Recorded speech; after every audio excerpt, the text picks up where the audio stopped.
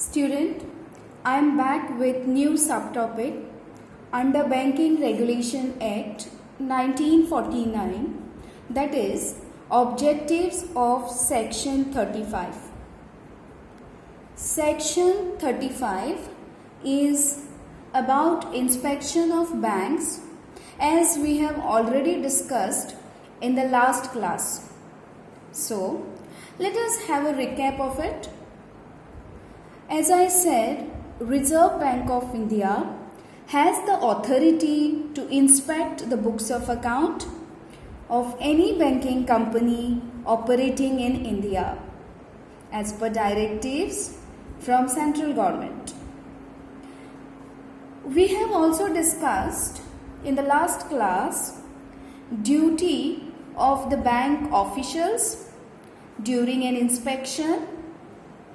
Then, after completion of the inspection, the role of Reserve Bank of India and central government. Now, we'll continue with objectives of Section 35. Let us take the first objective of Section 35, that is to ensure that the banking company is operating its business strictly in accordance with the provisions of the Banking Regulation Act. This is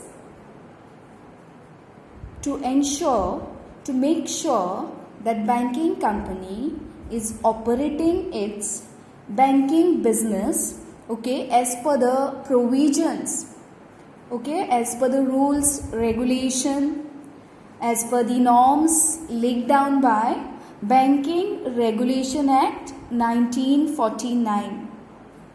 As I already said in the last class, banking company cannot go against the provision of Banking Regulation Act 1949. It should deal in banking business only, as per the guideline given by RBI, right? Now, moving on to the next objectives, that is to ensure that the business is operating in the interest of its depositors as well as the general public.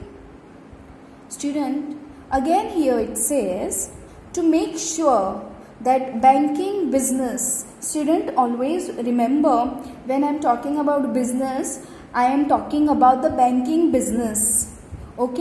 So banking business is operating, doing the banking business for the benefit of its depositor, for the interest of its depositor as well as general public. So it should benefit depositors as well as general public. Now depositors are who? Depositors are the one who deposit money in the bank. So second point is clear. Moving on to next point, that is to make sure that the bank has sufficient liquidity of funds. To ensure that the bank has enough liquidity of funds. Now liquidity of funds meaning any assets, anything which can be convertible easily into cash. In short, funds which are convertible into cash. That is called as liquidity of funds. So moving on to next is to help a banking company in building a sound banking tradition.